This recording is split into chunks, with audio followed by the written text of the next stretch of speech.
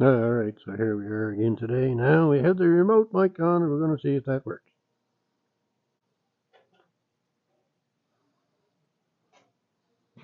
So, simply amazing, the remote mic actually works. So, anyway, I want to show you what I found, why my mic didn't work there about a week or so ago. It kind of screwed up and I didn't know what was wrong with it.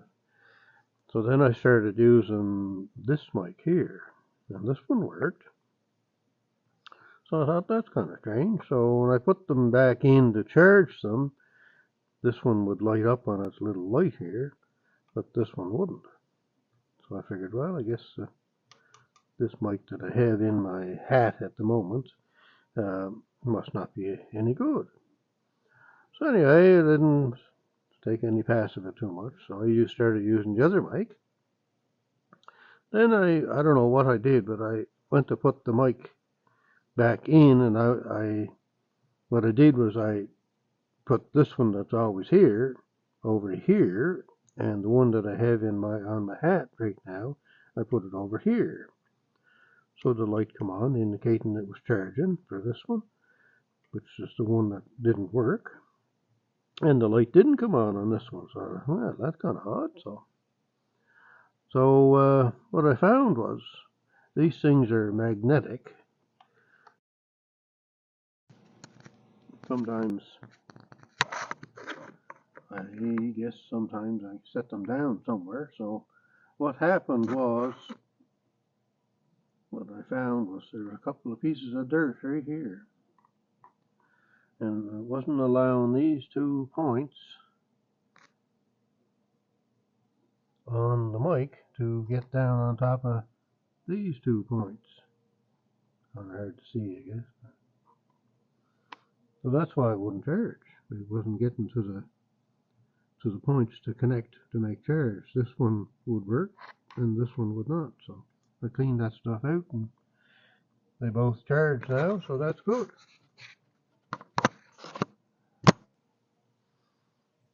That little white light when it comes on shows it's charging.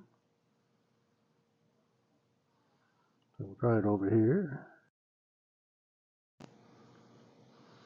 See? But if it's not that, I can do it. Well, I guess we put it in like that. And it's still blue, so because it's plugged into the phone here, it's activated, I guess. So anyway, as soon as you drop it in, it changes to white. It indicates that it's charging. Anyway, that dilemma, I guess, maybe. Anyhow, here we are at Noel's Garden Tractors and Firewood again today, and it's kind of nasty out kind of nasty out today. Wet. Going to be all day, I guess, and then 70-kilometer-an-hour winds this afternoon, and 7 degrees Celsius is going to be the high temperature. So, what are we doing today? Well, we're on the continuing story of the John Deere tractor that won't charge the battery. That's what we're up to today. And I'm going to try this regulator on there. So I'll take that one off, and I'll put this one on, and we'll see if there's any change. Now this one, as I said, this is off a 1971 Massey Ferguson 7, the one that I use here to cut the grass. And because the engine was changed at some point in its life, the charging system was no longer used, so this was still in the tractor. So whether it's any good or not, who knows? But anyway, I'm going to try that, see if there's anything happens. And if nothing happens, then I think I'm going to get a second opinion. And I know I shouldn't do this, but I'm going to take a voltage regulator off of one of them fellas and try it on here. And that'll give me the second opinion as to whether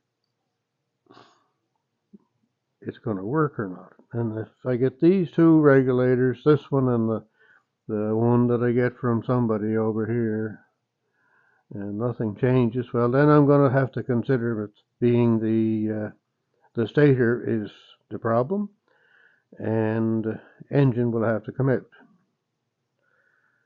But then before I do that, I have to find a stator. Now I think there's an engine down underneath there that's at a Frankelina, a 10 horsepower engine. So it would have a stator on it. And what else do we have here? We have this one here. That may have a stator on it. This one may have a stator on it. And more than likely this one has a stator on it. And then I think there's two engines over in the little building at my son's place that probably have stators on them. So I'll have to start, if I find it's the stator that's the trouble here, which I kind of think it is. So I'll have to start doing or finding the stators and the motors that have stators, and then start checking ohms, and hopefully find one that has 0.1 or 0.2 ohms. Because obviously this one with 0.4 ohms may not be any good, so you really have very little room to come and go on. A 0.1 ohm would be the best thing to try and find. So anyway, that's what's going on here today. Once I get that on there, I'll give it a go, and then I'll let you know what is what. And look at the bench here again. Holy cats, look at that. Stuff everywhere. And I get into putting the bearings into this, and then I couldn't remember how it went together. What went where.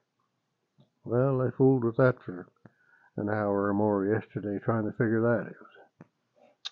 Anyway, should have took pictures of it before I took it apart. I did take some pictures of where the bearings were sitting, but I should have taken pictures before I took that out, so I'd know where everything went. That's just my typical problem. I can't remember, and I should be taking pictures, but of course I can't remember to take pictures. So anyway, we had a little fire on here today. It's kind of needed, so I'm going to I'll shut this off here now, I guess, and I'll get back to you when I have more information on what has happened when I changed that. Alright, I'll be back, yep. So I was cleaning up this regulator here that I'm going to put on the John Deere to test. And like I say, this one was off the 1971 Massey Ferguson 7 tractor that I use here to cut grass. And of course that engine had been changed at some point in its life. And the regulating system was never used again. So this was sitting in the tractor. So I thought I'd take it out. I took it out quite a while ago because I thought my son might use it. Anyway, I'll clean it up here to put on the John Deere. I got the terminals cleaned up a bit. And there. That's the back side of it. I'm going to clean up the case there so it'll make a good ground. But what I found kind of interesting, I can show it here, that I found some numbers on it. Whoops, wrong side. The model number there, I guess, and look at this here. 11th of 70. So that thing is 55 years old this month. That's kind of funny to find out. Anyhow, as Brock would say, moving on.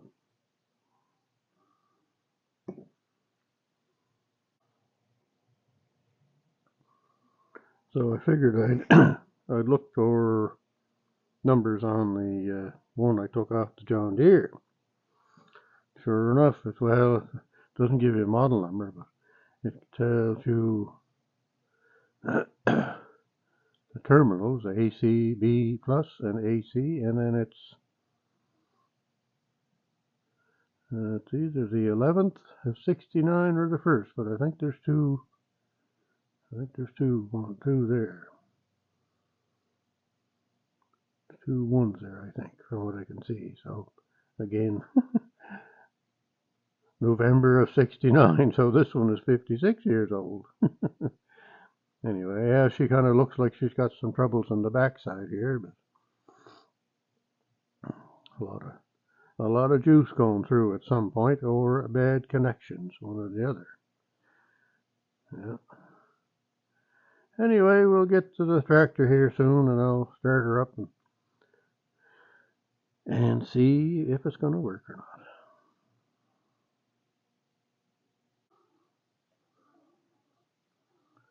not. All right, so I just gave it a run there, and at first it didn't seem to be charging a whole lot. It was about 12.4, something like that. About the same amount that's in the battery, I guess. It slowly started to come up, so I left it. Went to 12.8, and then it went to 12.9, and then it went to 12 or to 13, and the charging amp meter, I've never seen it over that far, but it was almost, by the time I was done, it was almost at the 10. Normally only kind of goes to the 5 or a little bit above. But still, so I had it revved up some, and then I revved it up a bit more. I don't know if I was up at full throttle or not. Anyway, I just kind of watched it, and when I revved it up, the amp meter went up a bit, up to where I was saying, right around the 10 or so there. Like I say, never seen it up that high. But the strange thing is the battery, or the voltage, was at 13. So it was slowly climbing, and eventually got to 13.1. And then slowly climbing, and eventually got to 13.2.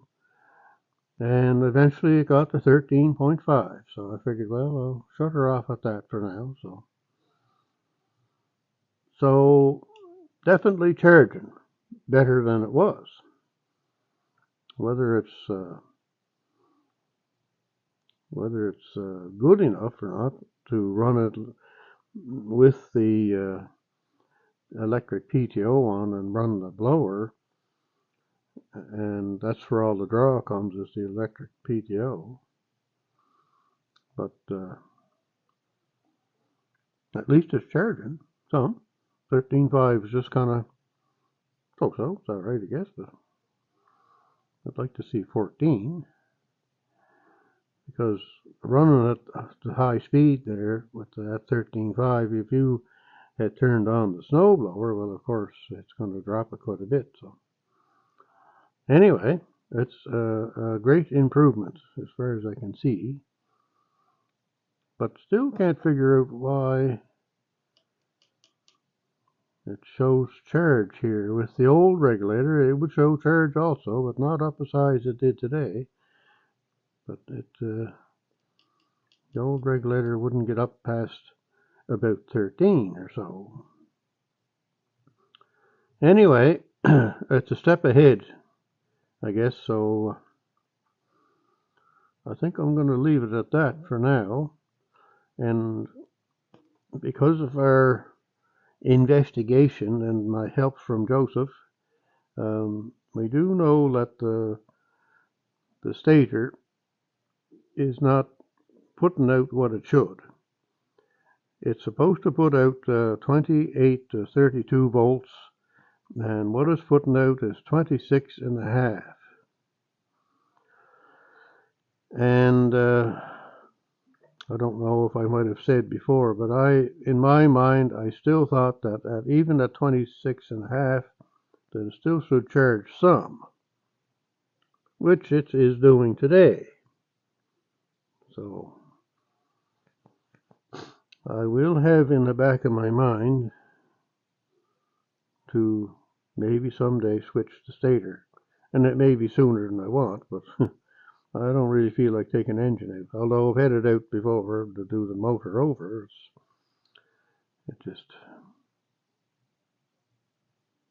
not as much fun taking it out the second time. Anyway, we're ahead. That's a good thing. But like I say, I don't know. 26.5 AC volts, and we are getting 13.5 up at the battery there. Oh, and I did check the ohms from the new one to the battery, and I think I was getting 0.1. And then I checked from this right here. I just put the terminal, the meter right on there, and then I went over to the ground post on the battery, so it was 0.1. And then the other way I checked it was down to this bolt here, and I was getting 0.2. The odd time flashing to 0.3, but stayed more on 0.2. So that's pretty good, I guess. Anyway, there we are. I guess we'll kind of conclude that for now, and we'll see how things go here. One thing about these things, like, I don't like revving stuff up much when I'm using them. I kind of like having them going slow. I like that. So anyway, on this type of an engine or any of my garden tractors, there's that one with the cab on it again. So I'm always jumping in the video. Yeah, so if you don't rev them at full speed or 3/4 speed, you're not necessarily getting a good charge. They don't charge until they get up in the revs. So, and the other reason why they want you to have it revved up is to cool the engine. So if you're putting load on it when it's not revving high, then it's going to maybe overheat. So they want the engine revved up for cooling. So that's one thing that they want. You see that in some books where they say run at full speed. So well, that's what they want, is because of the charging and the cooling, and to make the power to do whatever it's doing and not be overloaded, I guess. So anyway, all right. So I think that's going to be it now. For now, anyway, we'll go along with this, and as time goes on, it could take 6 months before I'll know whether it's going to be working or not. But as long as when I'm done with it, doing whatever I have to do, and when I come back to it in a day or two or a week or two or whatever, that it turns over and starts. If it does that, then I'll know that it's doing its job for charging. And what I normally do when I'm done with something running it, when I'm doing outside work, I'll leave it at the door and let it run at half speed or so, or 1/4 speed, to let it cool down and let it help charge up the battery a bit before I get it in the garage and shut it off. That's what I try and do anyway. All right, so that's going to be it, I think. Have a great day wherever you're at and whatever you're doing.